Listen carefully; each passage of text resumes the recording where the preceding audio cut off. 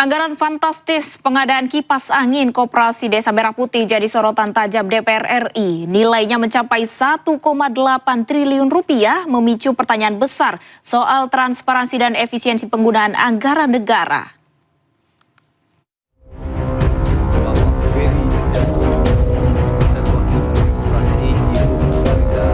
Angka 1,8 triliun rupiah untuk pengadaan kipas angin di program Koperasi Desa Merah Putih mengundang polemik. Dalam rapat kerja Komisi 6 DPR RI bersama Menteri Koperasi, anggota Komisi 6 DPR Mufti Anam mempertanyakan rincian pengadaan kipas angin itu, mulai dari spesifikasi barang hingga sumber anggaran. Sorotan muncul setelah disebut nilai pengadaan mencapai 1,8 juta rupiah per unit. Padahal harga kipas angin yang banyak dijual di pasar atau e-commerce berada di kisaran ratusan ribu rupiah. Hari ini rakyat sedang dihebohkan dengan isu adanya pengadaan kipas angin 1,8 juta, Pak. Yang nilainya 1,8 triliun, Pak. Lalu kemudian dari isu ini kami coba mencari informasi, tapi kami tidak dapat satu informasi pun dari pemerintah adanya pengadaan ini. Kami juga mencari informasi ke pihak-pihak terkait juga tidak berani jawab. Maka pada kesempatan ini kami ingin tanya kepada Pak Menteri, isu soal pengadaan 1,8 juta kipas angin dengan anggaran 1,8 triliun itu betul tidak, Pak? Menanggapi hal itu, Menteri Koperasi mengaku belum mengetahui adanya rencana belanja itu. Ia menyebut harga bisa berbeda pada merek tertentu.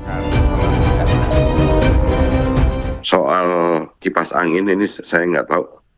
Ini karena pengadaannya bukan di kami, Pak. Tapi rasanya angka yang ada itu kalau bentuk kipas anginnya yang model ada di Imatsu MDF itu harganya di Shopee ini 11.464. Jadi apa namanya? Tapi itu saya nggak tahu persis. Hingga kini rincian pengadaan masih menjadi perhatian dalam pembahasan di DPR. Pemerintah diharapkan bisa memberikan penjelasan lebih lanjut mengenai program itu. Dari Jakarta, Ade Firmansyah, iNews melaporkan. Presiden Prabowo Subianto minta evaluasi menyeluruh program makan bergizi gratis. Prabowo dengan tegas menekankan setiap program prioritas negara harus dijalankan secara disiplin, tepat sasaran, dan bebas dari segala bentuk penyimpangan.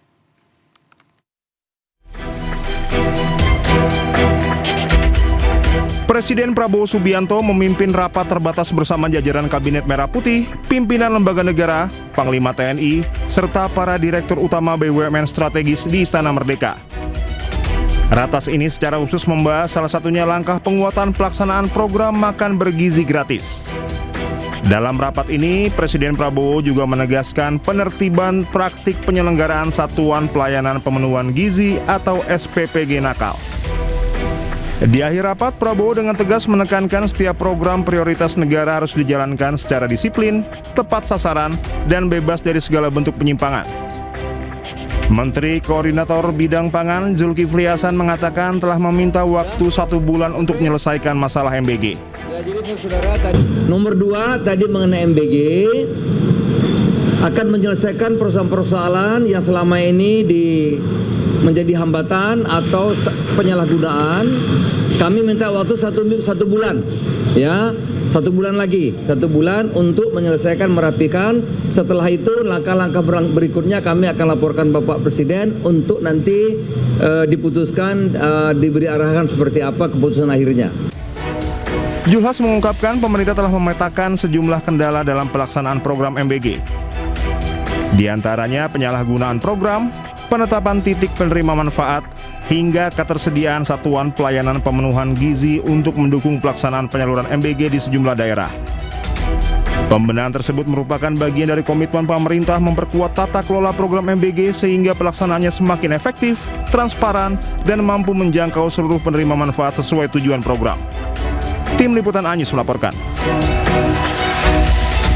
Berita terkait dengan aksi tawuran kelompok gangster di Surabaya digagalkan polisi.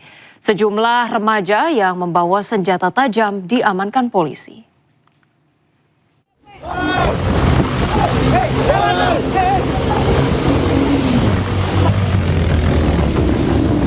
Tim Perintis Direktorat Samapta Polda Jatim menangkap sejumlah remaja yang tergabung dalam kelompok dan diduga hendak melakukan tawuran di Jalan Semarang, Surabaya.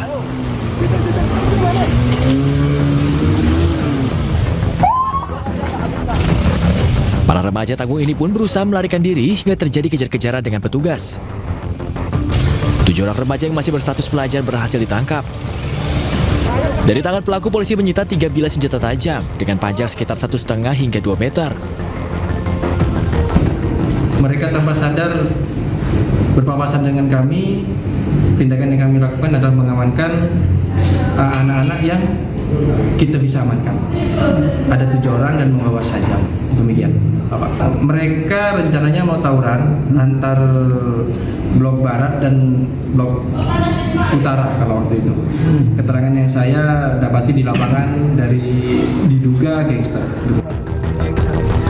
Untuk keperluan penyidikan lebih lanjut, ke-7 remaja beserta barang bukti diamankan Polsek Bubutan, Surabaya. Guna mendalami dugaan rencana tawuran serta asal-usul senjata tajam yang mereka bawa. Dari Surabaya, Jawa Timur, Hari Tambayong, iNews melaporkan. Pemirsa, razia parkir liar puluhan sepeda motor yang terparkir di atas trotoar Jalan Profesor Dr. Satrio Setiabudi, Jakarta Selatan diangkut petugas. Penertiban dilakukan untuk mengembalikan fungsi trotoar sebagai fasilitas bagi pejalan kaki.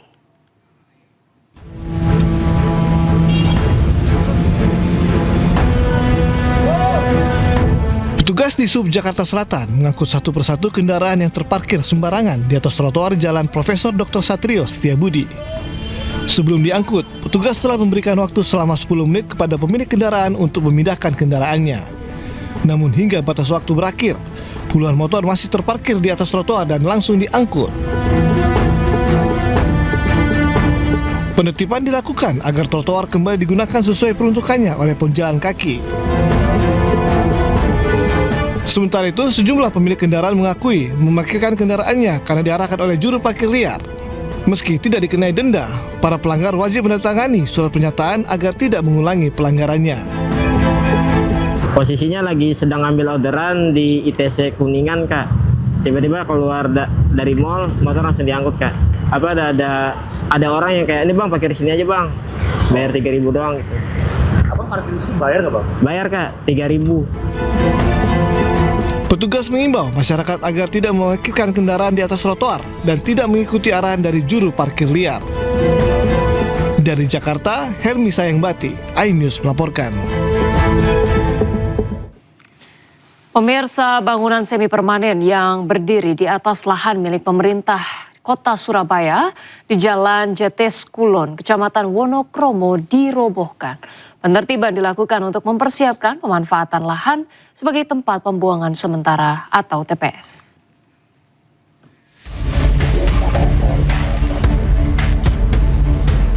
Satpol PP Kota Surabaya mengosongkan bangunan semi permanen di Jalan Jetes Kulon, Kecamatan Wonokromo, Surabaya.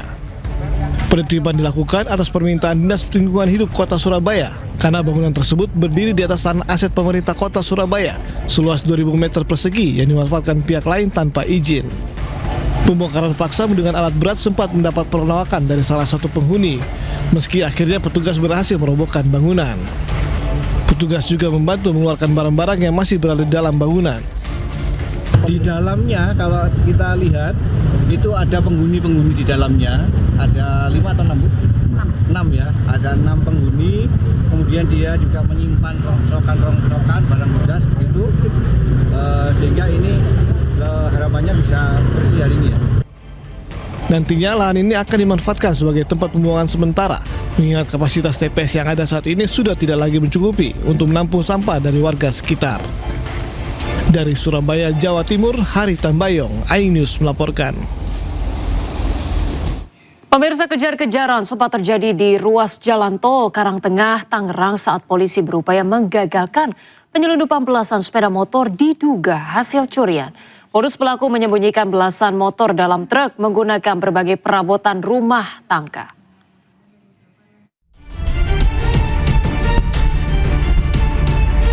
Bertiga. Ada berapa motor? Apa? Ada berapa motor di dalam? 17. Motornya mau dibawa kemana? Polisi mengejar sebuah truk yang membawa muatan melebihi kapasitas di ruas jalan tol Karangtengah, Tangerang, Banten. Laju truk akhirnya bisa diberhentikan di eksit tol Cikupa.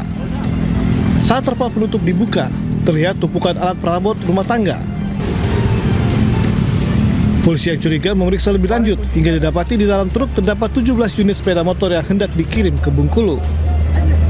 12 motor yang diduga hasil kejahatan ini ternyata tidak memiliki surat dokumen kendaraan. Itu kamuflase. Jadi kendaraan itu ditumpukkan dengan alat-alat rumah tangga, kemudian ada sapu, ada ember, kemudian ada lemari, dan ada mainan-mainan anak-anak.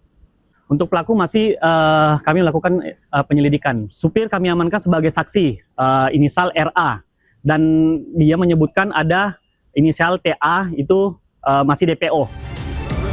Sopir dan kera truk beserta belasan sepeda motor diamankan ke Mapolsek Tambora, Jakarta Barat. Otak penyelundupan belasan motor tersebut masih diburu polisi. Dari Jakarta, Rizky Falufi, iNews melaporkan. Pemirsa, seorang ASN yang berdinas di Badan Pertanahan Nasional Kabupaten Nias terjun dari lantai 12 apartemennya di kawasan Medan Selayang. Korban diperas 2 wanita pekerja seks komersial yang disewanya yang kini jadi tersangka.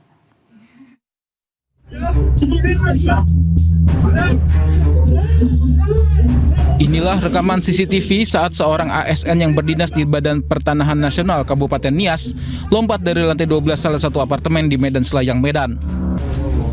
Sebelum lompat, korban sempat berteriak akan bunuh diri. Dari pemeriksaan polisi, korban diperas pekerja seks komersial yang dipesannya sebesar 4,5 juta rupiah. Polisi kini telah tetapkan 2 PSK, FR dan JS sebagai tersangka. Menurut Kasat Reskrim Polrestabes Medan AKBP Adrian Rizky Lubis, korban menggunakan jasa tersangka JS dengan tarif Rp850.000. Usai dibayar, korban disebut meminta layanan seks tambahan. Korban terkejut karena tersangka meminta uang tambahan sebesar 4,5 juta rupiah. Cekcok antara korban yang menolak membayar dengan kedua tersangka berujung korban lompat dari lantai 12 apartemen hingga tewas. Mereka itu meminta uang tambahan sebesar 4.500.000. 4.500.000 ini yang adegan tambahan tadi, yang PC tadi itu. Sebelumnya kan dia melakukan persetujuan kan 850.000.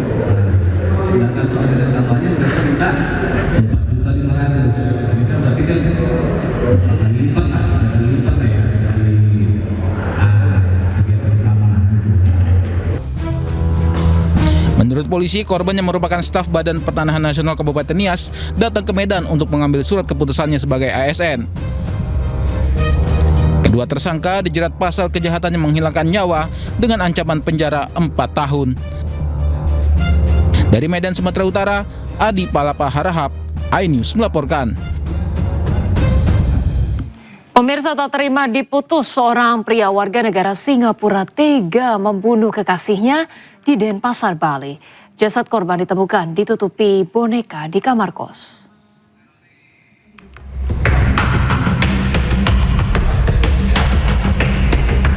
Kurang dari 3 jam dari laporan diterima, polisi mengamankan pria asal Singapura yang menjadi pelaku pembunuhan di sebuah kos di Pedungan, Denpasar. Korban kekasihnya warga negara Indonesia. Pelaku nekat menghabisi nyawa korban karena tidak terima diputus hubungan kekasih. Pelaku membunuh korban pekan lalu, menganiaya hingga korban tewas. Korban ditutupi sebuah boneka. Korban ditemukan setelah bau terasa menyengat. Kejadian korban terlibat cekcok dengan pelaku, di mana korban dan pelaku adalah pacaran statusnya. Kemudian pada saat pelaku tidak terima diajak putus oleh korban, tersangka terancam hukuman 15 tahun penjara. Dari Denpasar, Bali, Indra Ari, iNews melaporkan. Pemirsa, gara-gara nobar sepak bola Piala Dunia, laptop dan ponsel milik seorang warga di kawasan Tambora, Jakarta Pusat raib. Pelaku yang membawa barang curian sempat rekam kamera pengintai sekitar lokasi kejadian.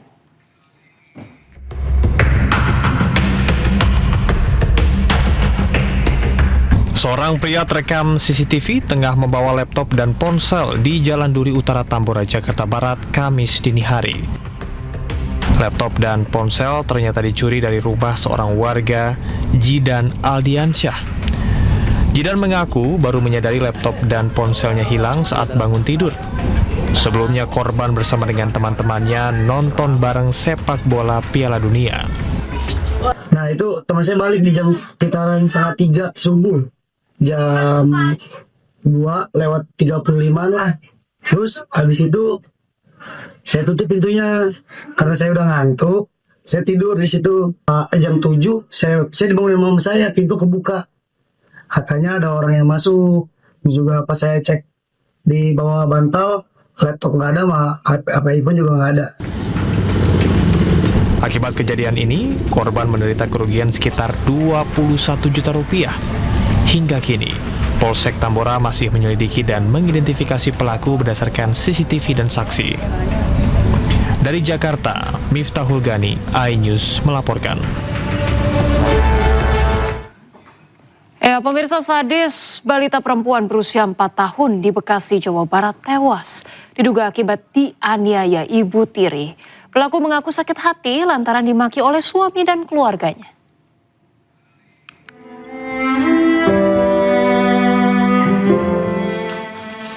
Setelah kritis dan dirawat intensif di RSUD Koja, Jakarta Utara, anak perempuan usia 4 tahun, korban penganiayaan ibu tiri di Kabupaten Bekasi, meninggal dunia. Keluarga menolak jasa diotopsi dan langsung memakamkan jenazah korban di kampung halamannya di Lebak, Banten. Polres Metro Bekasi telah menahan dan menetapkan ibu tiri korban menjadi tersangka. Dari hasil pemeriksaan terungkap, korban kerap dianiaya tersangka yang sakit hati karena perkataan sang suami yang juga ayah korban dan keluarganya. Puncaknya, korban dianiaya menggunakan sikat gigi hingga terluka di sekujur tubuh. Jadi hasil pemeriksaan sementara kita sudah melakukan visum luar khususnya, terdapat jadi diantar ke rumah sakit itu sudah dalam kondisi koma, pingsan, tidak sadarkan diri. Nah, setelah dilakukan pemeriksaan terdapat luka lebam di punggung, kemudian luka lebam di dada, luka lebam di tangan kiri dan tangan kanan, luka lebam di dahi dan luka lecet di bokong kiri. Atas perbuatannya, ibu tiri yang kejam ini dijerat Undang-Undang Perlindungan Anak dengan ancaman hukuman 15 tahun penjara dan denda 3 miliar rupiah. Sebelumnya, seorang balita Malang menjadi korban penganiayaan hingga kritis di Kampung Poncok, Kecamatan Tarumajaya, Kabupaten Bekasi, Jawa Barat.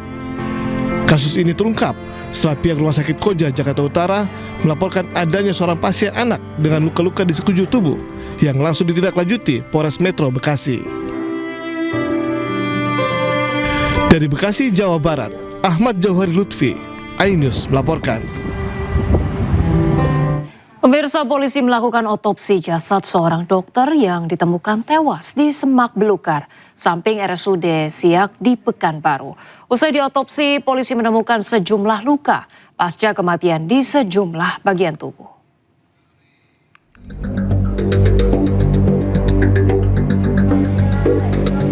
Tim dokter forensik Rumah Sakit Bayangkara Polda Riau melakukan otopsi terhadap jasad Dr. Alex Kristoloris untuk mengungkap penyebab kematian korban. Dari hasil otopsi sementara ditemukan luka berbentuk titik serta pembengkakan punggung tangan kiri dan memar pada kepala. Selain itu terdapat luka pasca kematian pada leher, dada, perut, punggung, dan kedua lengan akibat gigitan serangga-serangga. Memang di dalam otopsi ditemukan adanya sejenis luka hitam,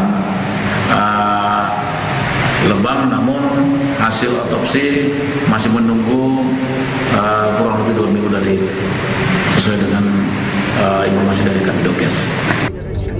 Sebelumnya Dr. Alex dilaporkan hilang pada Senin sore lalu. Korban ditemukan dalam kondisi tak bernyawa di Semak Belukar di samping RSUD Siak. Hingga kini polisi belum bisa menyimpulkan penyebab kematian dokter PPDS yang baru bertugas 2 minggu ini. Tim forensik Polda Riau masih terus melakukan pendalaman guna mengetahui motif dari pembunuhan. Dari Pekanbaru Riau, Indra Yose Rizal, iNews melaporkan. Pemirsa, 1 anggota TNI tewas dan 6 lainnya terluka akibat ledakan di gudang pusat amunisi di Saradan, Madiun, Kamis pagi. Seluruh korban luka akibat ledakan gudang amunisi TNI saat ini dirawat di IGD Rumah Sakit Caruban, Madiun. 2 diantaranya terluka parah. Sejumlah personil TNI dan polisi militer masih berjaga di depan IGD rumah sakit. Sebelumnya ledakan terjadi di salah satu titik di gudang pusat amunisi di Saradan, Madiun, Jawa Timur. Akibat ledakan ini, 1 anggota TNI tewas dan beberapa terluka. Berdasarkan laporan awal yang kami terima, insiden terjadi saat personil melaksanakan prosedur pemeriksaan dan perawatan material munisi di salah satu gudang penyimpanan. Dalam insiden tersebut, 1 orang personil dinyatakan meninggal dunia. Kemudian 4 orang mengalami luka berat dan 2 orang lainnya mengalami luka ringan. Sesaat setelah kejadian, satuan segera melakukan evakuasi seluruh korban ke rumah sakit untuk mendapatkan penanganan medis secara cepat, sekaligus melaporkan secara prosedural dan berjenjang. Saat ini, Tentara Nasional Angkatan Darat telah mengambil langkah-langkah penanganan awal dengan memberikan perhatian dan pendampingan penuh terhadap korban, berkoordinasi dengan rumah sakit, serta memberikan dan membentuk tim investigasi untuk melakukan pendalaman dan investigasi secara menyeluruh guna mengetahui secara pasti kronologis maupun. Komisi Pemberantasan Korupsi menemukan 2,5 kg emas dalam brankas saat menggeledah rumah milik Bupati Sukoharjo nonaktif Etik Suryani yang berada di Kota Solo.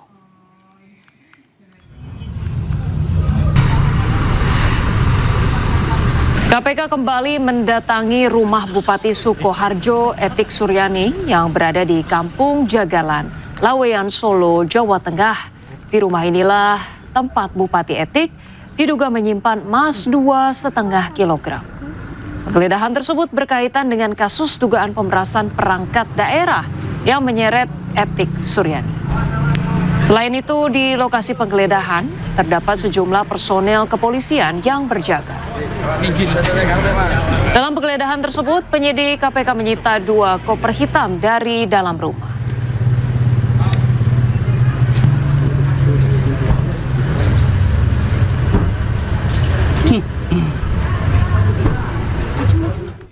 Pemirsa, Polri hari ini akan melimpahkan tersangka Don Rito beserta seluruh barang bukti, termasuk uang tunai dan emas hasil sitaan ke Kejaksaan Agung.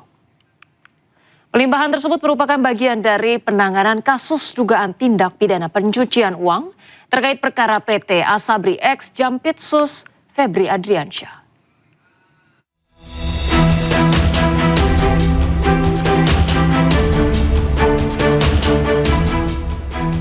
Polri bakal melimpahkan Don Rito, tersangka kasus tindak pidana pencucian uang atau TPPU, PT Asabri termasuk barang bukti ke Kejaksaan Agung. Barang bukti tersebut merupakan temuan penyidik Polri di 12 lokasi, 1 diantaranya rumah ex Jampitsus Febri Adriansyah. Diketahui 3 kasus dugaan korupsi tersebut terkait batubara, Asabri, dan Krakatau Steel. 3 kasus itu sebelumnya ditangani Kortas Tipikor Polri dan Ditreskrimsus Polda Metro Jaya, kemudian dilimpahkan ke Kejagung. Di Reskrimsus Polda Metro Jaya, Kombes Victor Dean Makbon menyatakan perkara Don Rito dilimpahkan beserta sejumlah barang bukti. Adapun barang bukti yang disita kepolisian mulai dari uang hingga emas.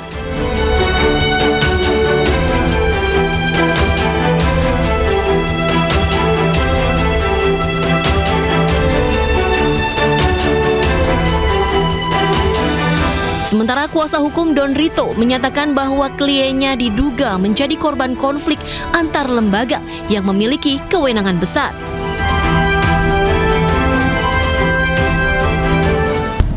posisi Pak Idon itu ibaratnya gini, ini gajah sama gajah berkelahi nih, ya. Pak Idon itu sebagai pihak pelandu yang digencat habis ketika terjadi perkelahian. Gambarannya begitu. Jadi posisi Pak Idon sebagai pihak yang diinjek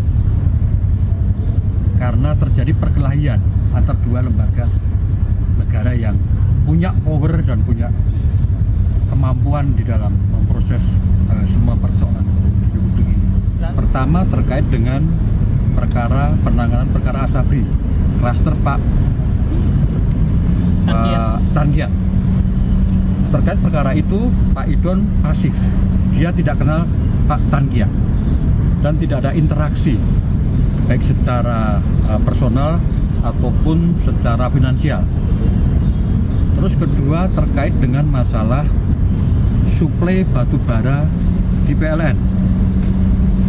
Sepanjang proses pemeriksaan Pak Idon menyampaikan urusan itu dia juga nggak ngerti dan nggak pernah berinteraksi dengan pihak-pihak yang diperiksa oleh Barreskrim, oleh Kortas maupun Polda sebagai pihak yang menyuplai batu bara ke PLN. Yang ketiga terkait dengan persoalan piutang PT CBS dengan PT KNI, anak usaha Krakatau Steel. Itu juga sama. Pak Idon tidak ada hubungan apa-apa dengan urusan itu. Ngerti aja tidak? Nah, kalau semua perkara itu dihubungkan dengan uang yang ditemukan oleh rekan-rekan penyidik dari Kortas dan Polda, apakah uang itu berhubungan dengan perkara itu? Kami jawab tidak ada hubungan. Sebelumnya, Kejaksaan Agung menerbitkan 3 surat perintah penyidikan atau sprindik baru terkait kasus korupsi yang menyeret ex-Jampitsus. Kendati telah menerbitkan sprindik baru, Kejagung memastikan bahwa pihaknya akan tetap melibatkan kepolisian dalam pengusutan perkara yang menjerat ex-Jampitsus. Tim Liputan iNews melaporkan. Dan pemirsa, untuk mengetahui informasi terkini kita sudah terhubung dengan rekan Selena Yahya di Polda. Baik, selamat siang Selena, apakah sudah diketahui jam berapa pelimpahan barang bukti dan tersangka Don Rito? Silakan Selena. Ya, Ocha dan juga pemirsa, untuk informasi terkait pelimpahan dari barang bukti dan juga tersangka yang akan dilimpahkan ke Kejaksaan Agung pada hari ini memang akan diagendakan. Rencananya adalah setelah sholat Jumat, yang mana memang kemungkinan di siang hari nanti. Dan tim dari penyidik Korps Pemberantasan Tindak Pidana Korupsi Polda Metro Jaya memang sebelumnya telah melakukan penahanan kepada Don Rito sejak tanggal 10 Juli 2026 kemarin.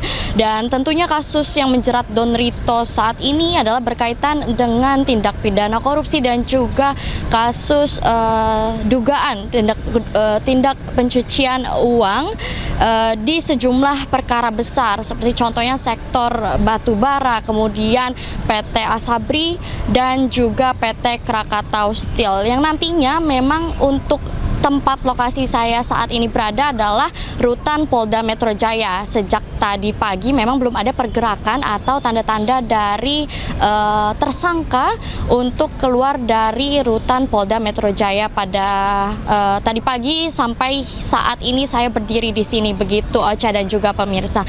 Kemudian juga untuk barang bukti yang akan dikirimkan tentunya adalah beberapa yang sudah dilakukan penyelidikan, yaitu ada 74 kg emas, kemudian juga ada uang senilai 536 juta rupiah.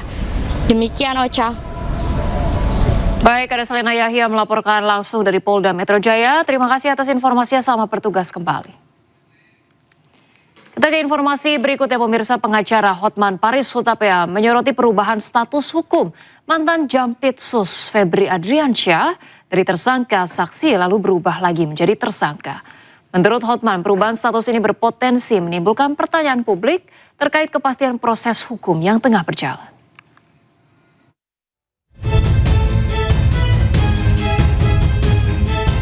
Dalam satu hari, status hukum ex-Jampitsus Febri Adriansyah berubah sebanyak 2 kali. Dari tersangka menjadi saksi, lalu diralat kembali jadi tersangka lagi. Rabu sore, Kejagung menerbitkan 3 sprindik baru dan mengumumkan status Febri Adriansyah sebagai saksi. Hal ini jelas berbeda dari Polri yang menetapkan status Febri Adriansyah sebagai tersangka pada 11 Juli lalu. Tidak gugur, tapi kan kita sprindik dulu, terbit. Tidak gugur, yang penting kita terima dulu, kita pelajari semua. Dalam pertimbangan kita termasuk sprindik dari Polri, dan sprindik dari Polri. Iya, diantaranya sebut oknum salah satu negara. Hanya berselang beberapa jam setelahnya, Kejagung pun meralat pernyataannya terkait status Febri. Dalam siaran pers resmi, Kejagung menyebut status Febri masih sebagai tersangka. Berubah-ubahnya status hukum ex-Jampitsus Febri Adriansyah ini pun mengundang kritik tajam pengacara kondang Hotman Paris. Melalui unggahan di akun Instagram pribadinya, Hotman pun mengaku heran dengan dinamika penangkapan perkara tersebut. Pernyataan Hotman ini langsung jadi perhatian warganet dan memicu berbagai tanggapan di media sosial. Tim Liputan iNews melaporkan.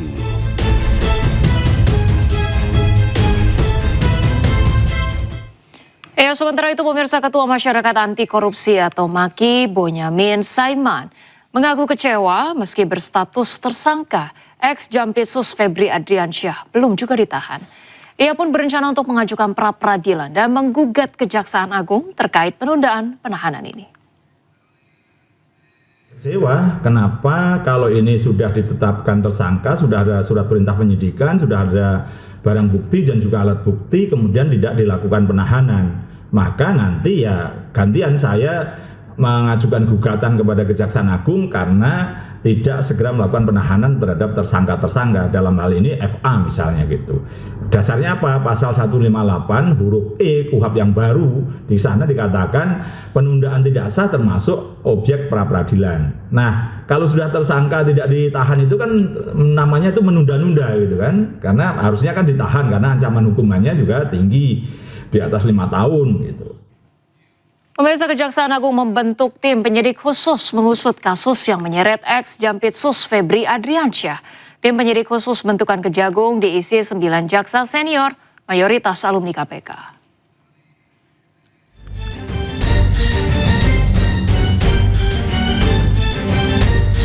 Kejaksaan Agung membentuk tim penyidik khusus yang diisi 9 jaksa senior untuk mengusut perkara yang menyeret ex-Jampitsus Febri Adriansyah. Mayoritas tim 9 merupakan jaksa yang punya pengalaman dalam mengusut kasus korupsi di KPK.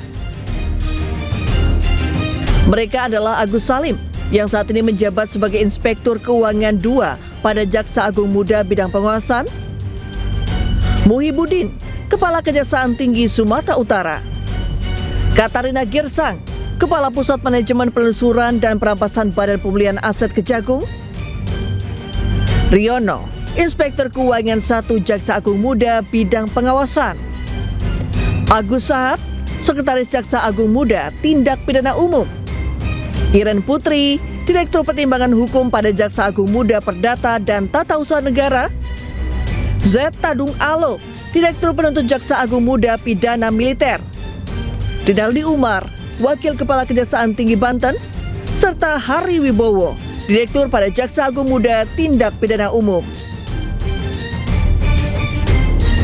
KPK pun menyambut baik pembentukan tim khusus untuk menangani kasus korupsi dan TPPU yang menjerat Febri Adriansyah. KPK meyakini para alumni itu memiliki track record yang baik selama bertugas di KPK hingga mereka akan mampu menuntaskan perkara tersebut. Tim Liputan iNews melaporkan. Belum selesai pra-peradilan kedua, Roy Suryo kembali mengajukan permohonan pra-peradilan ketiga. Langkah ini dilakukan untuk menguji dasar penetapan status tersangka Roy.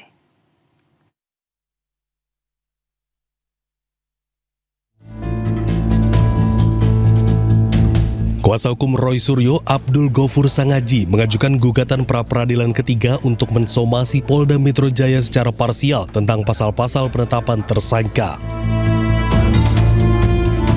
Langkah tersebut dilakukan untuk menguji alat bukti permulaan yang menjadi fokus dalam kasus tuduhan ijazah palsu Presiden ke-7 Joko Widodo terkait Undang-Undang Informasi dan Transaksi Elektronik.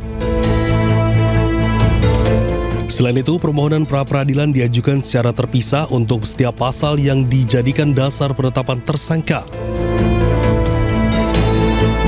Kami akan mengajukan kembali permohonan pra-peradilan untuk pasal 35 Undang-Undang ITE karena kami ingin melakukan challenging ya atau mensomir ya termohon secara parsial.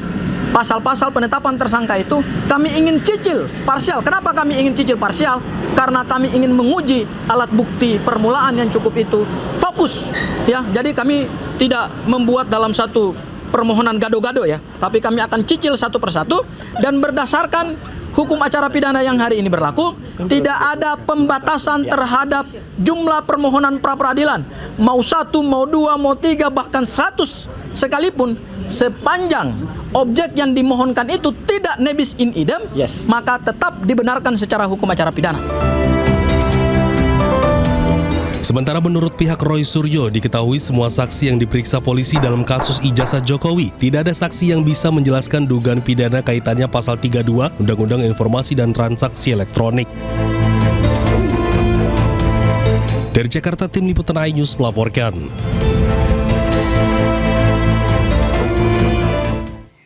Pemirsa, sidang pra-peradilan kedua yang diajukan Roy Suryo terhadap Polda Metro Jaya memasuki agenda penyerahan kesimpulan di Pengadilan Negeri Jakarta Selatan. Agenda ini menjadi tahapan akhir sebelum Hakim Tunggal membacakan putusan pada 20 Juli mendatang.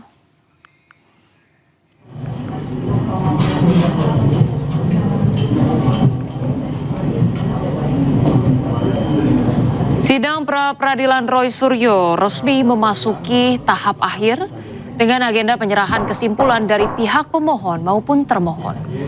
Seluruh rangkaian persidangan telah selesai dilaksanakan, mulai dari pembacaan permohonan, jawaban dari Polda Metro Jaya, replik, duplik, pemeriksaan saksi ahli, hingga pembuktian surat. Kesimpulan yang diserahkan hari ini merupakan rangkuman seluruh fakta hukum yang telah terungkap selama persidangan. Roy Suryo berharap hakim dapat mempertimbangkan dengan bijak dan pra-peradilan kedua yang diajukan olehnya dapat dikabulkan. Pembacaan putusan sesuai jadwal akan kami bacakan. Tentu kesimpulan kita adalah kita susun secara cermat betul. Insya Allah apa yang terjadi atau apa yang sudah berhasil pada saat pra-peradilan yang pertama, yaitu tentang kita berhasil ya membuat yang namanya penangkapan, penahanan dan penggeledahan itu menjadi tidak syah. Nah itu akan kita ulangi lagi insya Allah pada saat pra-peradilan yang kedua ini, yaitu apa? Pencantuman pasal 32 Undang-Undang ITE ayat 1 itu insya Allah juga tidak sah. Karena dengan adanya fakta-fakta ini termasuk fakta-fakta persidangan ahli dan tidak ada saksi di pra-peradilan yang kedua, kami mohonkan kepada Hakim Tunggal itu untuk menggunakan benar-benar pikiran dan kebijakannya. Pemirsa, dituding gelar doktornya palsu, Roy Suryo tunjukkan ijazah asli dan dokumen akademik lainnya. Roy juga menepis isu yang menyebut dirinya dikeluarkan pihak kampus karena terlibat kasus ijazah Jokowi.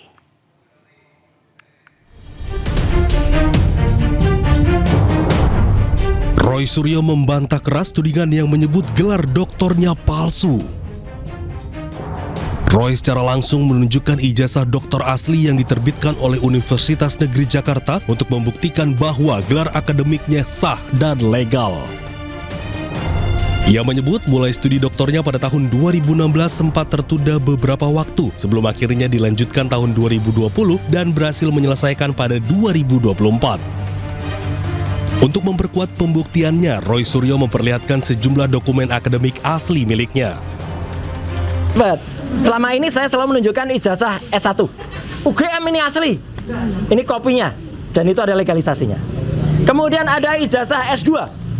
MKes. UGM asli juga ini. Dan selama ini yang kemudian digoreng oleh para termul adalah saya hanya menunjukkan surat tanda lulus. Memang surat tanda lulus adalah tanda seseorang memang telah lulus dan di sini jelas berhak memegang gelar doktor. Inilah ijazah asli yang saya dapatkan dari Universitas Negeri Jakarta sah. Di sini ada embosnya, ya, tuh ada embosnya. Ada juga watermarknya. Dan ini bukan ijazah, lintasan stempelnya jelas. Dan ini bukan ijazah baru dicetak di Pasar Pramuka dekat dengan UNJ, enggak. Roy juga meluruskan isu yang menyebut dirinya dikeluarkan atau drop out dari UNJ.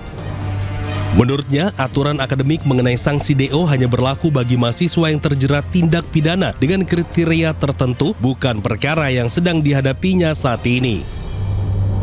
Dari Jakarta, Tim Liputan iNews melaporkan.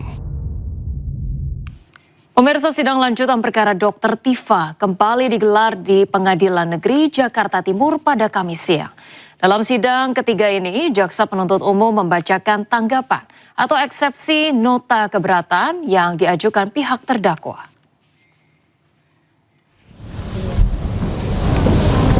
Dalam persidangan, jaksa meminta majelis hakim menolak seluruh eksepsi yang diajukan tim kuasa hukum Dr. Tifa. Menurut jaksa, surat dakwaan telah disusun secara cermat, jelas dan lengkap sesuai ketentuan KUHP. Jaksa juga menilai sejumlah keberatan yang diajukan pihak terdakwa telah masuk ke dalam pokok perkara. Usai mendengarkan tanggapan jaksa, majelis hakim menunda persidangan dan akan membacakan putusan sela pada sidang berikutnya. Melalui putusan tersebut, hakim akan menentukan apakah eksepsi terdakwa diterima atau ditolak. Apabila ditolak, persidangan akan berlanjut ke tahap pemeriksaan saksi dan pembuktian. Nah, jadi kemudian yang paling penting tadi sudah disampaikan pada perkara ini ya, pada sidang hari ini yang paling penting sebetulnya adalah sesi yang terakhir ya teman-teman ya, masyarakat Indonesia. Anda semua bisa melihat betapa enggannya, betapa tidak maunya jaksa penuntut umum menyerahkan berita acara BAP dari ahli ya sebanyak 26 orang ahli yang dihadirkan oleh Polda Metro Jaya. Padahal 26 ahli itu resumenya ada, tetapi di BAP mereka tidak ada. Ini sudah sidang ketiga. Karena seharusnya sebelum sidang berjalan pada sidang pertama itu BAP sudah diserahkan kepada kami lengkap, selengkap BAP yang diterima oleh hakim. Tapi kami sudah meminta 3 kali, melalui surat sudah kami minta, melalui sidang juga kami minta, sampai sidang yang ketiga ini BAP yang kami terima itu belum lengkap juga dan itu jantungnya. Pemirsa, kuasa hukum Roy Suryo, Refli Harun mengungkapkan alasan pengajuan pra-peradilan ketiga untuk meminta ganti rugi atas putusan pra-peradilan pertama yang menetapkan penahanan Roy tidak sah. Sementara itu, kuasa hukum Jokowi semakin yakin pengajuan pra-peradilan Roy terus-menerus dilakukan untuk mengulur waktu persidangan. Yang kami ajukan untuk yang ketiga ini bukan pasal 35 ya Undang-Undang ITE, tetapi permohonan ganti rugi. Jadi permohonan ganti rugi itu menyusul kemenangan kami di dalam pra-peradilan pertama. Karena pada pra-peradilan pertama sebenarnya ada permohonan rehabilitasi dan ganti rugi kan. Tapi ganti ruginya tidak dibunyikan, rehabilitasi dibunyikan. Tetapi hakim mengatakan itu harus permohonan terpisah. Karena permohonan terpisah ya kami ajukan lagi dan rasanya tidak ada halangan untuk dikabulkan. Hanya mungkin dikabulkan berapa besarnya ganti rugi itu kan. Bukan soal jumlah uangnya, tetapi lebih kepada pembelajaran publik bahwa ada loh hak-hak Anda kalau Anda kemudian diperlakukan sewenang-wenang oleh penyidik dalam sebuah kasus pidana, tindak pidana. Dan ini setelah kita dimenangkan bahwa penangkapan sebelumnya penggeledahan dan kemudian penahanan itu dikatakan ilegal ya atau dikatakan tidak sah, maka disitulah kemudian kita punya standing untuk menggugat atau mengajukan permohonan ganti rugi begitu. Dengan pengajuan pra ketiga kan semakin terbukti dugaan kami bahwa ini untuk mengulur-ngulur perkara yang berarti kok tidak confidence Bang Roy maju dalam persidangan dengan segala pembelaannya. Apalagi kalau tadi disampaikan argumen bahwa terdakwa belum menerima panggilan sesuai ketentuan KUHP pada saat berkas dilimpahkan oleh jaksa ke pengadilan, tentunya terdakwa atau penasihat hukum ini sudah menerima tembusan salinan pengiriman berkas termasuk dakwaan yang artinya secara yuridis sudah tahu adanya pelimpahan berkas ke pengadilan karena itu ketentuan KUHP. Sehingga sebenarnya dalam hal ini kami masih menunggu nih bagaimana ketegasan hakim dalam putusan nanti untuk menyatakan permohonan pra yang kedua dan ketiga ini dinyatakan tidak dapat diterima karena memang sudah keliru dari segi formalnya. Ya, pemirsa, selanjutnya news yang akan dibawakan oleh rekan Jen Cahyani. Baik, selamat siang Jen, ada informasi apa usai jeda nanti? Ya, selamat siang Ocha dan pemirsa. Di segmen selanjutnya akan ada informasi pria yang ditemukan tewas terkubur di belakang rumahnya di Sidoarjo, Jawa Timur ternyata dibunuh putri angkatnya. Informasinya akan kami hadirkan sesaat lagi, tetaplah di iNews Siang.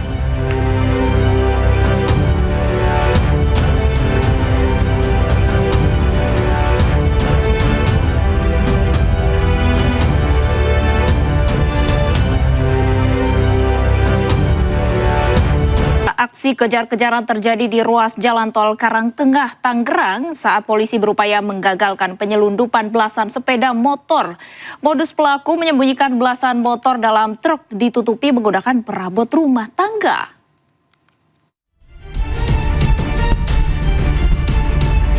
Bertiga. Ada berapa motor?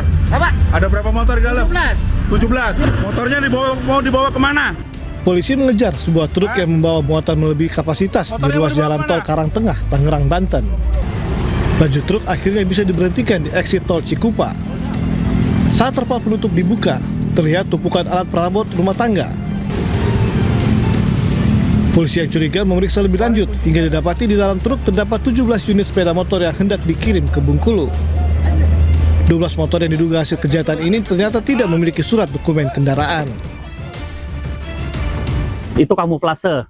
Jadi kendaraan itu ditumpukkan dengan alat-alat rumah tangga, kemudian ada sapu, ada ember, kemudian ada lemari, dan ada mainan-mainan anak-anak. Untuk pelaku masih kami lakukan penyelidikan. Supir kami amankan sebagai saksi, inisial RA, dan dia menyebutkan ada inisial TA, itu masih DPO. Sopir dan kera truk beserta belasan sepeda motor diamankan ke Mapolsek Tambora, Jakarta Barat. Otak penyelundupan belasan motor tersebut masih diburu polisi. Dari Jakarta, Rizky Falufi, iNews melaporkan.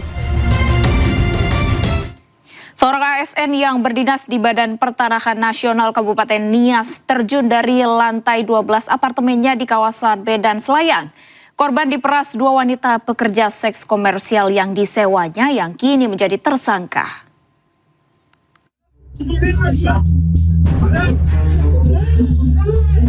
Inilah rekaman CCTV saat seorang ASN yang berdinas di Badan Pertanahan Nasional Kabupaten Nias lompat dari lantai 12 salah satu apartemen di Medan Selayang, Medan.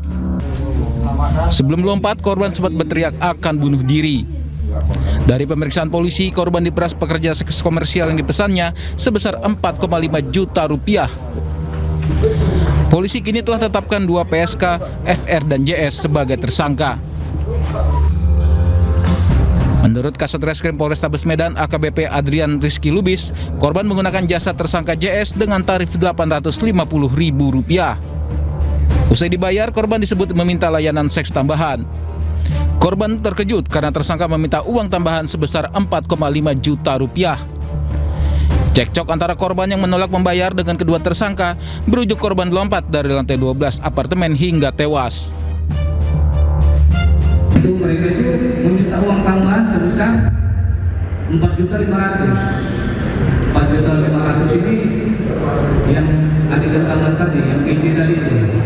Sebelumnya kan dia melakukan perselingkuhan kan 850.000. Sedangkan kalau ada tambahannya mereka minta 4.500.000. Ini kan berarti kan lipat lah ya dari kegiatan keamanan.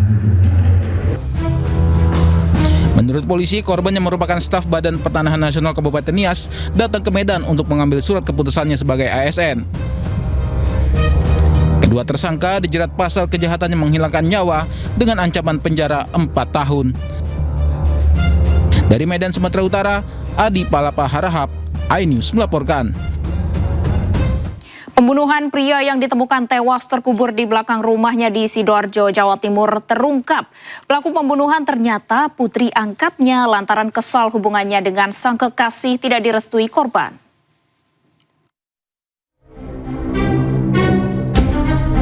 DM dan NJS tak berkutik saat ditangkap usai membunuh Gatot Triwahyu yang jasadnya ditemukan terkubur di halaman belakang rumahnya di Sidoarjo, Jawa Timur. Ironisnya, salah satu pelaku pembunuhan ini ternyata adalah putri angkat korban sendiri.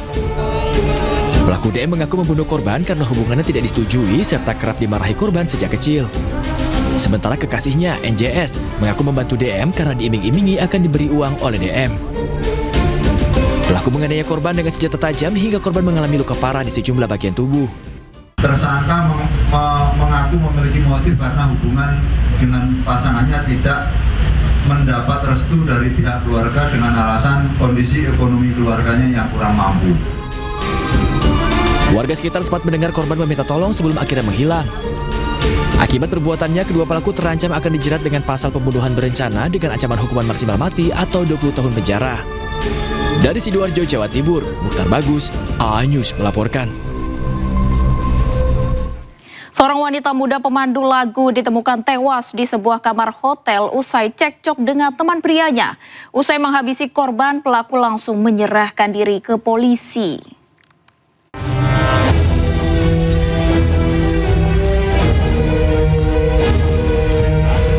Garis polisi membentang di kamar penginapan yang menjadi lokasi ditemukannya jenazah perempuan muda. Korban diketahui bekerja sebagai pemandu lagu di salah satu tempat hiburan malam di Pulau Punjung. Kasus ini terungkap setelah temannya datang ke Mapolres Darmasraya dan mengaku telah menghabisi nyawa korban. Polisi kemudian bergegas menuju lokasi dan menemukan korban tak bernyawa. Hasil penyelidikan menyebut tragedi bermula dari cekcok di tempat karaoke. Pertengkaran berlanjut hingga ke sebuah penginapan dan berakhir dengan dugaan aksi pencekikan yang merenggut nyawa korban. Datang ke kantor untuk melaporkan bahwasannya dia telah melakukan tindak pidana itu pembunuhan terhadap seorang perempuan yang mana seorang perempuan ini merupakan seorang pacarnya. Jenazah korban selanjutnya dievakuasi ke Rumah Sakit Bayangkara Polda Sumatera Barat untuk diautopsi. Polisi juga masih mendalami keterangan saksi untuk mengungkap motif pasti di balik pembunuhan ini. Dari Kabupaten Darmasraya, Sumatera Barat, Budi Sunandar, A-News melaporkan. Pelaku pembunuhan janda yang jasadnya dibuang di perkebunan pohon jati di Sukabumi, Jawa Barat diringkus polisi. Pelaku ternyata kekasih korban dipicu cekcok masalah uang. Ya naon Pak? Nanti saya jelaskan tenang.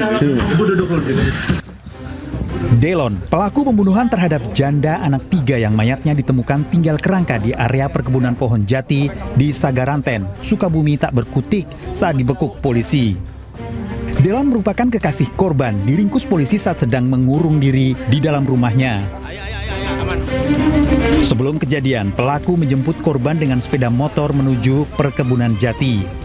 Pelaku sempat melakukan hubungan badan dengan korban di sekitar lokasi hingga terlibat cekcok mulut masalah uang.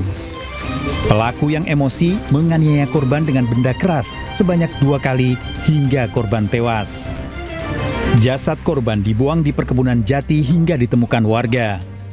Pelaku kabur membawa motor korban, handphone, dan barang berharga lainnya untuk digadekan dan dijual. Daripada kejahatan ini adalah adanya kesalahpahaman terkait dengan masalah uang, kemudian ada perselisihan paham, disitulah yang adanya pemicu seorang pelaku melakukan aksinya. Sepeda motor, 2 unit handphone milik korban diamankan polisi. Tersangka terancam hukuman 20 tahun penjara. Dari Sukabumi, Jawa Barat, Budi Setiawan, A-News melaporkan. Kondisi korban pemerkosaan oleh 27 pria alami trauma berat hingga kini ditangani psikiater di RS Bayangkara Polda Jatim. 13 pelaku telah ditangkap, beberapa diantaranya masih di bawah umur.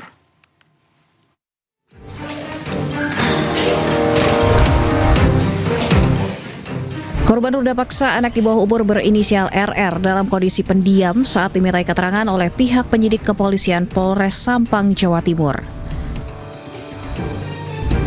Meski petugas berulang-ulang memberikan pertanyaan kepada korban, namun pertanyaan tersebut tak pernah dijawab dan korban hanya diam. Polisi berencana membawa ke psikiater di RS Bayangkara, Surabaya guna mengetahui kondisi mental korban pasca terjadi kasus pencabulan yang dilakukan oleh 27 pelaku di 3 lokasi berbeda. Setelah itu kita bawa ke rumah sakit Bayangkara, tapi hasilnya belum turun. Apakah dia keterbelakangan mental atau untuk sejenis itu kita belum tahu persis. Karena kondisinya memang dia orangnya kalem sekali. Artinya dia nggak banyak bicara, diam. Kasus ruda paksa yang dialami korban terbilang keji hingga ia membutuhkan waktu lama untuk pemulihan trauma. Saat ini Polres Sampang masih terus memburu 14 tersangka, di mana 13 diantaranya sudah berhasil diamankan. Dari Sampang, Jawa Timur, Fatur Rahman, iNews melaporkan. Diduga tak bisa berenang, 3 bocah tenggelam di kolam bekas galian di kawasan perumahan Puri Raya Residence, Karawang, Jawa Barat. Naas 2 anak ditemukan tewas.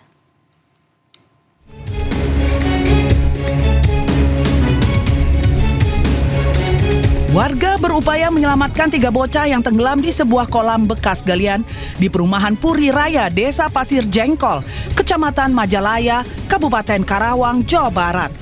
Seorang bocah perempuan berusia 8 tahun berhasil dievakuasi dalam kondisi selamat. Sementara 2 bocah laki-laki berusia 7 tahun dan 5 tahun berhasil ditemukan namun nyawanya tidak tertolong.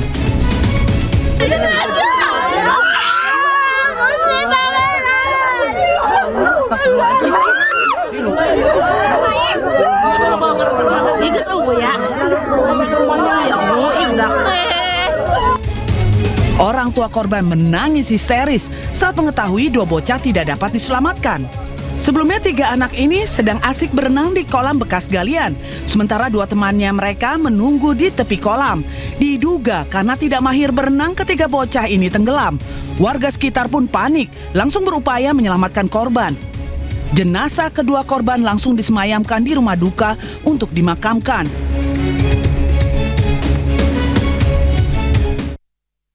Ratusan mahasiswa berunjuk rasa di depan Mapolda Riau dan Disnaker Provinsi Riau. Mahasiswa meminta Polda Riau mengusut tuntas kasus kecelakaan kerja di kawasan industri Tanjung Buton 2 pekan lalu yang tewaskan 3 orang dan 1 lainnya hilang.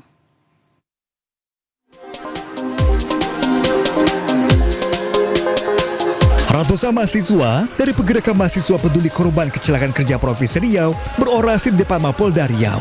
Masa membawa spanduk yang berisikan tuntutan agar aparat mengusut dugaan pelanggaran keselamatan kerja yang terjadi di kawasan industri Tanjung Buton, Kabupaten Siak, Riau 6 Juli lalu yang memakan korban jiwa. Masa minta aparat lakukan penyelidikan secara profesional terhadap pihak-pihak yang bertanggung jawab, serta mendesak Polda Riau periksa dokumen kelaikan melaut dan penggunaan kapal pompong dalam aktivitas beresiko tinggi yang dinilai salah satu faktor kecelakaan.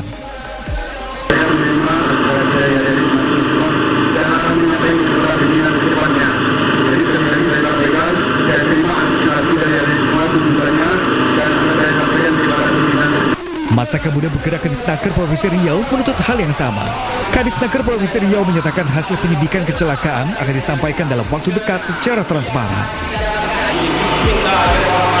Tidak hanya dia, tetapi ini sudah dalam proses baik dari hari pertama kejadian sampai hari ini sekitar 9 hari. Ini sudah kami kumpulkan rekam, kumpulkan semua rekaman bahan, dan dalam waktu dekat ini juga akan kami sampaikan hasilnya kepada kawan-kawan semua. Dan kami sudah menyampaikan beberapa tuntutan kepada Polda, kepada Disnaker Provinsi Riau, dan alhamdulillahnya sudah diterima.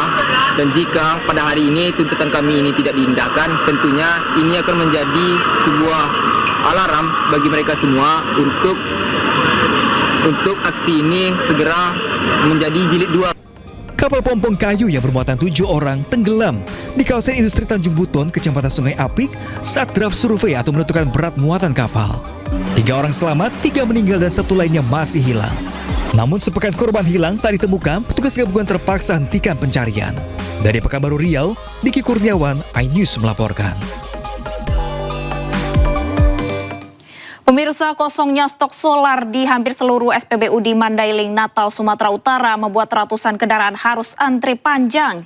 Kelangkaan solar ini sudah lebih dari 3 pekan.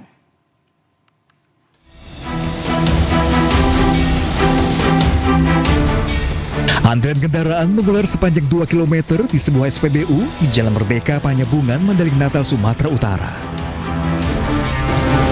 Bahkan sejumlah kendaraan sudah mengantri lebih dari 4 jam hanya untuk mendapatkan solar dengan pembelian dibatasi maksimal Rp300.000 bagi setiap kendaraan. Kelangkaan solar di Mandailing, Natal sudah terjadi lebih dari 3 pekan. Namun hingga kini, Pertamina belum juga mendapatkan pasokan solar ke setiap SPBU. Kelangkaan membuat warga harus susah payah mendapatkan solar hingga aktivitas mereka terganggu.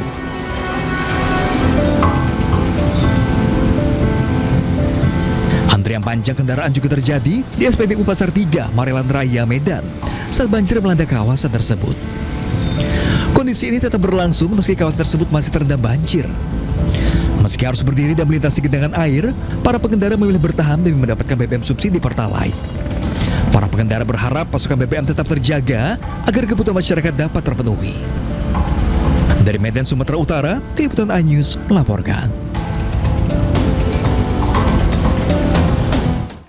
Tahun ajaran baru sekolah telah dimulai, program makan bergizi gratis pun mulai beroperasi. Imbasnya, sejumlah harga bahan pokok di sejumlah daerah kembali naik.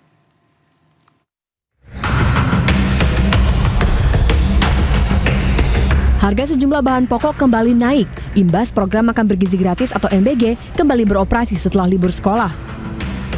Di Pasar Atas Baru, Kota Cimahi, Jawa Barat, harga ayam potong kembali naik dari Rp25.000 menjadi Rp35.000 per kilogram. Sedangkan harga telur ayam dari Rp22.000 menjadi Rp26.000. Menurut pedagang, harga ayam jadi Rp35 sampai Rp36.000 per kilogram. Sedangkan waktu libur MBG, harganya turun di Rp25 sampai Rp26.000 per kilogram. Sempat turun berkisar Rp25.000 per kilogramnya, harga ayam potong kini kembali naik usai program MBG kembali berjalan. Daya beli masyarakat pun menjadi menurun. 1 pekan setelah program makan bergizi gratis kembali beroperasi, harga sejumlah kebutuhan pokok juga kembali meroket, seperti sayuran di Pasar Tradisional Kiara Condong, Bandung. Harga sayuran yang biasanya stabil, kini naik hingga 2 kali lipat. Seperti tomat, wortel, dan timun yang sebelumnya dijual Rp10.000 per kilogram, kini menembus Rp20.000 per kilogramnya. Pedagang mengaku kenaikan harga ini sudah berlangsung hampir 1 pekan terakhir, tepatnya sejak anak sekolah mulai masuk dan program makan bergizi gratis kembali berjalan. Sayuran naik, kalau bumbu-bumbuan normal. Ayam bonteng, wortel juga pada naik. Dari kapan Pak naiknya? Semenjak masuk lagi sekolah. Waktu liburan mah normal, nggak naik. Belanja sayur? Belanja sayuran ya. Untuk harga-harganya gimana? Untuk harganya sekarang naik lagi ya. Kemarin udah ada turun, sekarang naik lagi. Ayam, telur, semuanya pada naik. Harapannya teh seperti apa? Harapannya ingin turun lagi ya kemarin. Mudah-mudahan turun lagi harganya. Berarti memberatkan ya? Iya, memberatkan.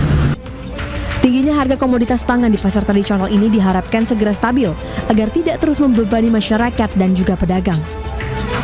Dari Bandung, Jawa Barat, Ervan David, iNews melaporkan.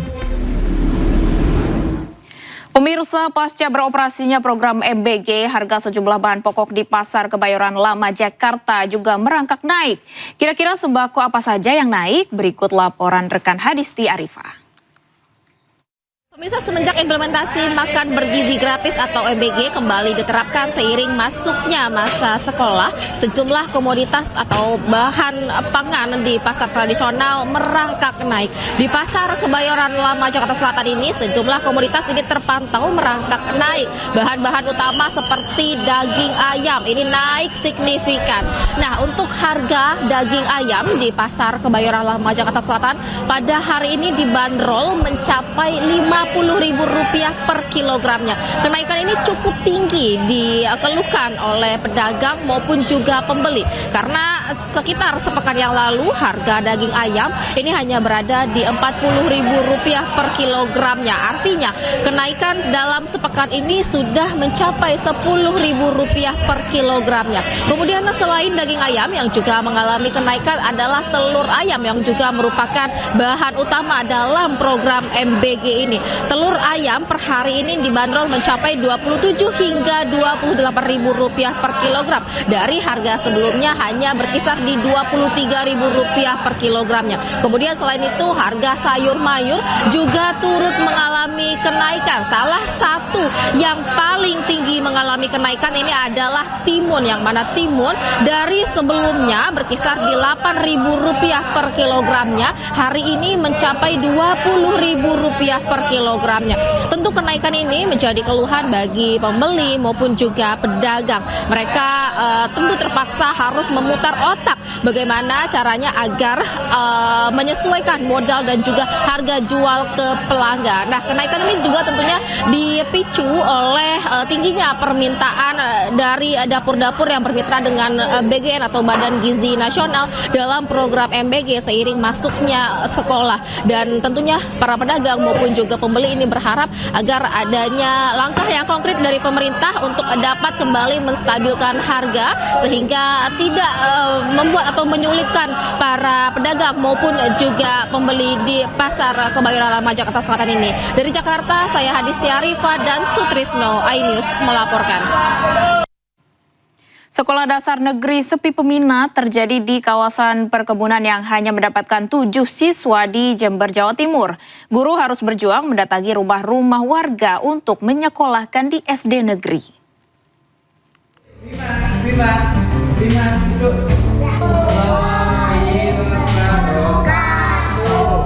SD Negeri Curah Nongko 3 Tempurjo, Jember masih berjuang mempertahankan keberadaannya. Tahun ajaran baru 2026, sekolah ini hanya menerima 7 siswa baru dan seluruhnya laki-laki.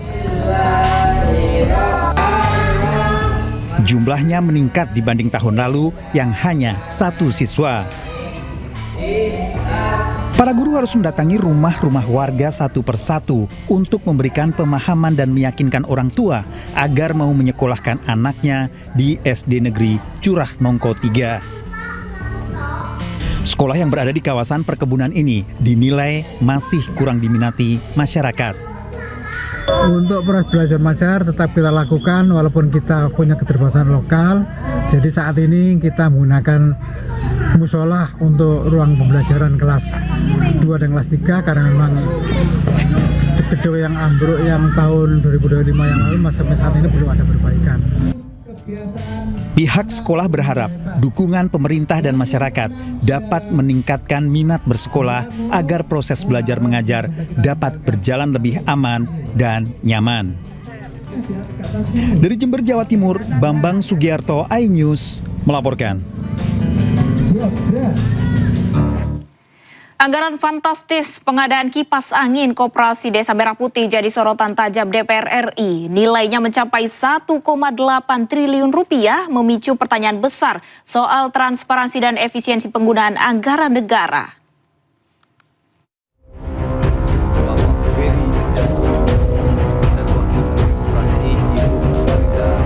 Angka 1,8 triliun rupiah untuk pengadaan kipas angin di program Koperasi Desa Merah Putih mengundang polemik. Dalam rapat kerja Komisi 6 DPR RI bersama Menteri Koperasi, anggota Komisi 6 DPR Mufti Anam mempertanyakan rincian pengadaan kipas angin itu, mulai dari spesifikasi barang hingga sumber anggaran. Sorotan muncul setelah disebut nilai pengadaan mencapai 1,8 juta rupiah per unit. Padahal harga kipas angin yang banyak dijual di pasar atau e-commerce berada di kisaran ratusan ribu rupiah. Hari ini rakyat sedang dihebohkan dengan isu adanya pengadaan kipas angin 1,8 juta, Pak. Yang nilainya 1,8 triliun, Pak. Lalu kemudian dari isu ini kami coba mencari informasi, tapi kami tidak dapat satu informasi pun dari pemerintah adanya pengadaan ini. Kami juga mencari informasi ke pihak-pihak terkait juga tidak berani jawab. Maka pada kesempatan ini kami ingin tanya kepada Pak Menteri, isu soal pengadaan 1,8 juta kipas angin dengan anggaran 1,8 triliun itu betul tidak, Pak? Menanggapi hal itu, Menteri Koperasi mengaku belum mengetahui adanya rencana belanja itu. Ia menyebut harga bisa berbeda pada merek tertentu. Soal kipas angin ini saya nggak tahu. Ini karena pengadaannya bukan di kami, Pak. Tapi rasanya angka yang ada itu kalau bentuk kipas anginnya yang model ada di Imatsu MDF itu harganya di Shopee ini 11.464. Jadi apa namanya? Tapi itu saya nggak tahu persis. Hingga kini rincian pengadaan masih menjadi perhatian dalam pembahasan di DPR.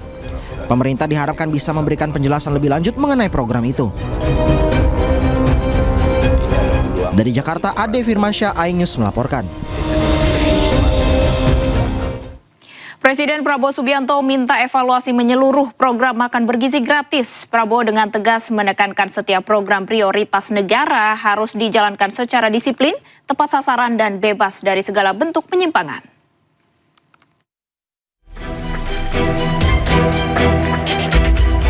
Presiden Prabowo Subianto memimpin rapat terbatas bersama jajaran Kabinet Merah Putih, pimpinan lembaga negara, Panglima TNI, serta para Direktur Utama BUMN strategis di Istana Merdeka. Ratas ini secara khusus membahas salah satunya langkah penguatan pelaksanaan program makan bergizi gratis. Dalam rapat ini, Presiden Prabowo juga menegaskan penertiban praktik penyelenggaraan Satuan Pelayanan Pemenuhan Gizi atau SPPG nakal. Di akhir rapat, Prabowo dengan tegas menekankan setiap program prioritas negara harus dijalankan secara disiplin, tepat sasaran, dan bebas dari segala bentuk penyimpangan. Menteri Koordinator Bidang Pangan Zulkifli Hasan mengatakan telah meminta waktu 1 bulan untuk menyelesaikan masalah MBG. Ya, jadi saudara, nomor 2 tadi mengenai MBG akan menyelesaikan persoalan-persoalan yang selama ini menjadi hambatan atau penyalahgunaan. Kami minta waktu satu bulan, ya, 1 bulan lagi, 1 bulan untuk menyelesaikan, merapikan. Setelah itu langkah-langkah berikutnya kami akan laporkan Bapak Presiden untuk nanti diputuskan, diberi arahan seperti apa keputusan akhirnya. Julhas mengungkapkan pemerintah telah memetakan sejumlah kendala dalam pelaksanaan program MBG.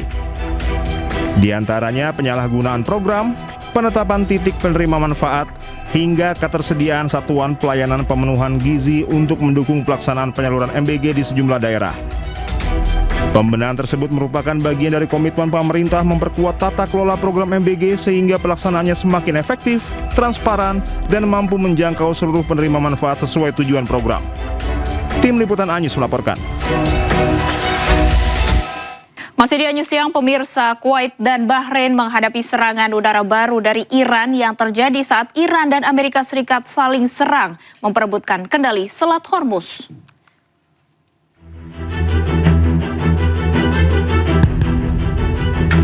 Tentara Kuwait merespon dan mengatasi serangan drone baru Iran. Iran menargetkan sistem radar, sistem pertahanan udara, dan penyimpanan bahan bakar di Pangkalan Udara Ali Al-Salem di Kuwait dan instalasi militer AS di Pangkalan Udara Sheikh Isa di Bahrain. Kedua negara teluk tersebut kembali diserang sejak dimulai kembalinya permusuhan antara Amerika Serikat dengan Iran.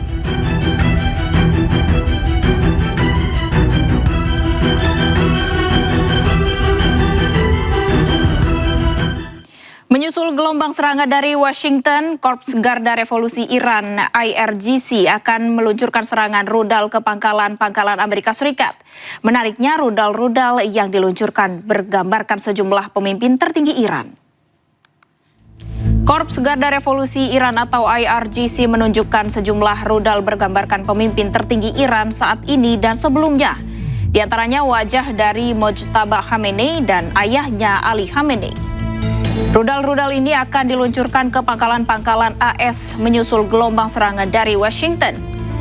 Video tersebut juga menunjukkan beberapa peluncuran rudal, termasuk yang diidentifikasi oleh IRGC sebagai rudal Khiber Shakan, Zulfikar, Sajil, dan Fateh 110. IRGC telah melakukan serangkaian serangan di bawah operasi Nasr II yang menargetkan situs militer AS di Yordania, Kuwait, dan Bahrain. Sementara itu Kuwait, Bahrain, dan Yordania mengumumkan telah berhasil mencegat serangan rudal Iran.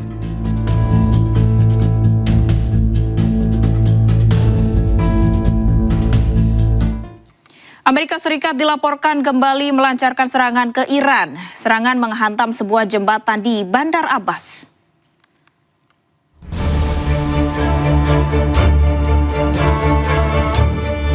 Amerika Serikat dilaporkan kembali melancarkan serangan terbaru ke Iran dan menghantam sejumlah infrastruktur, termasuk 2 jembatan dan stasiun kereta api. Sebuah jembatan di Bandar Abbas, Iran porak-poranda setelah Amerika Serikat menggempur wilayah tersebut. Dampak serangan juga membuat beberapa mobil hancur dan sejumlah warga dilaporkan terluka. Kepulan asap terlihat di langit kota Bandar Abbas setelah Amerika Serikat melancarkan serangan berhari-hari ke Iran. Komando Pusat AS CENTCOM mengumumkan bahwa mereka meluncurkan gelombang serangan terbaru ke Iran untuk melambahkan kemampuan militer mereka. Iran sendiri tak tinggal diam dan membalas serangan dengan menargetkan pangkalan militer AS di Timur Tengah. Teheran memperingatkan akan targetkan infrastruktur di seluruh wilayah AS jika Amerika terus melanjutkan serangan mereka.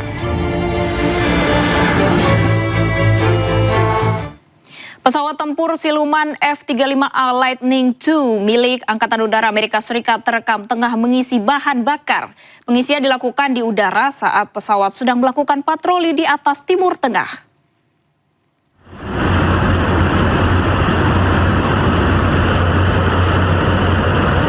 CENTCOM merilis rekaman yang menunjukkan jet-jet tersebut mendekati pesawat KC-135 Strato Tanker. Selanjutnya pengisian bahan bakar dilakukan membuat pesawat F-35A tertahan lebih lama. Sementara pasukan AS lainnya melanjutkan operasi di seluruh wilayah. Rekaman jet tempur ini dirilis setelah Washington menyatakan telah menyerang sejumlah target militer Iran.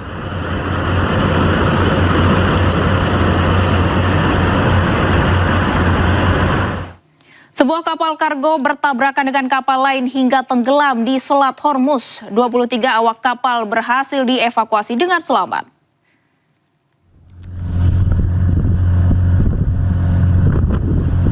Akibat tabrakan ini, kapal kargo bernama Luni terbelah jadi 2 dan tenggelam di Selat Hormuz. Tim penyelamat langsung mengevakuasi para awak kapal sebanyak 23 orang dan dibawa ke Pulau Kesh. Penyebab kecelakaan masih diselidiki.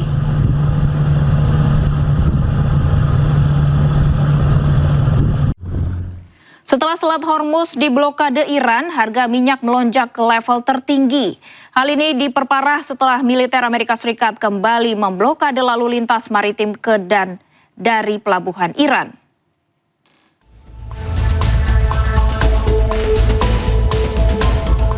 Sejumlah kapal-kapal masih tertahan di Selat Hormuz setelah Iran kembali membatasi lalu lintas di salah satu selat tersibuk di dunia ini. Kondisi di perairan kawasan Timur Tengah semakin memburuk setelah militer Amerika Serikat kembali memblokade lalu lintas maritim ke dan dari pelabuhan Iran.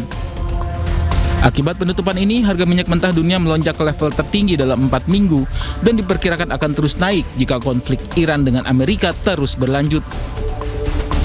Sementara itu, Presiden Amerika Serikat Donald Trump membatalkan biaya 20% tarif bagi kapal-kapal di Selat Hormuz dan menggantinya dalam bentuk kerjasama perdagangan serta investasi dengan negara-negara Teluk. Trump sendiri sebenarnya menegaskan tidak suka dengan konsep penarikan biaya di Selat Hormuz. Namun hal ini perlu dilakukan karena Amerika Serikat telah melindungi selat ini untuk seluruh dunia termasuk China. I just told you have Saudi Arabia, UAE, Qatar, Bahrain, and Kuwait, primarily, and then others.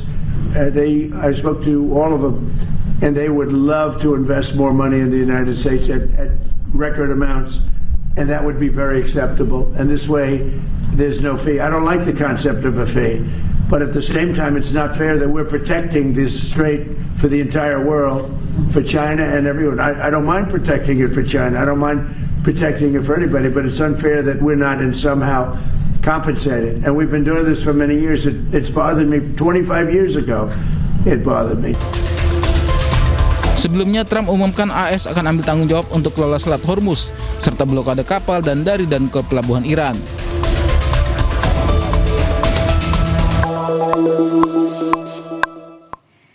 Iran tegaskan Selat Hormuz adalah garis merah yang tidak dapat dilanggar. Jika AS terus ikut campur, Iran ancam meratakan seluruh infrastruktur AS di kawasan.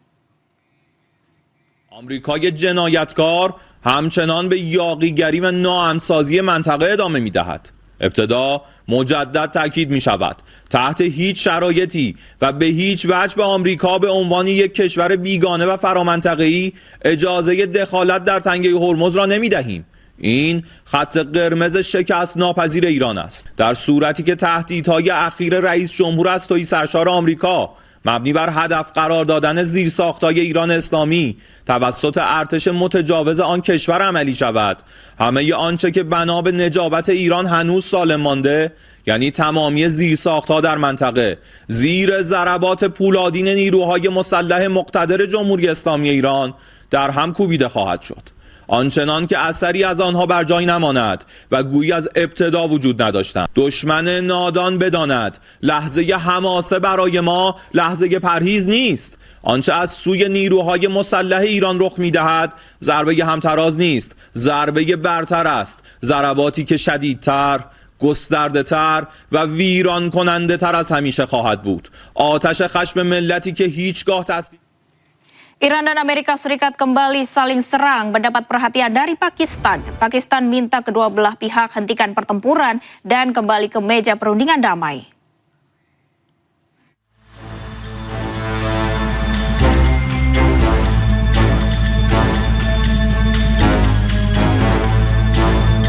Iran dan Amerika Serikat kembali saling serang.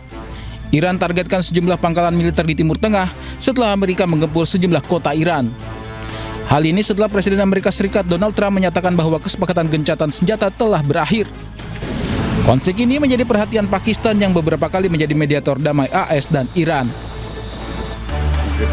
Dalam konferensi pers di Islamabad, Pakistan serukan AS dan Iran hentikan pertempuran. Pakistan juga meminta kedua belah pihak untuk kembali berdamai.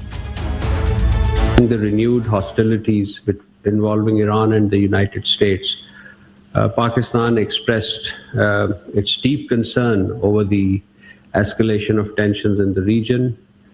We underscored that a renewed conflict serves no one's interest. As hostilities have continued over the past week, Pakistan reiterates its call on all parties to exercise maximum restraint and refrain from any actions that could further undermine peace and stability. Pakistan menjadi mediator dalam kesepakatan nota kesepahaman damai di antara AS dan Iran di Islamabad. Nota kesepahaman menghasilkan perjanjian kerangka kerja 14 poin yang ditandatangani bulan lalu. Pakistan terus mendorong kedua pihak untuk mengakhiri perang dan melanjutkan kesepakatan damai. Pakistan menyatakan 14 poin perjanjian itu tetap menjadi kerangka kerja yang abadi untuk promosikan perdamaian. Perdana Menteri Israel Benjamin Netanyahu diteriaki dan dicemooh saat menghadiri sidang pleno Knesset yang membahas RUU wajib militer.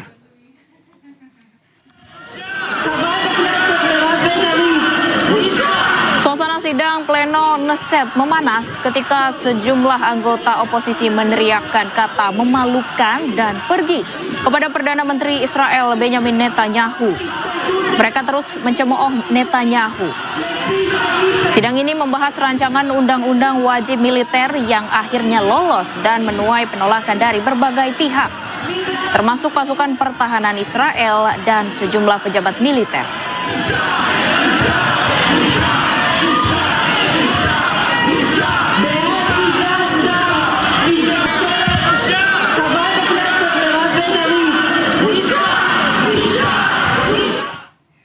Jelang final Piala Dunia 2026, Lionel Messi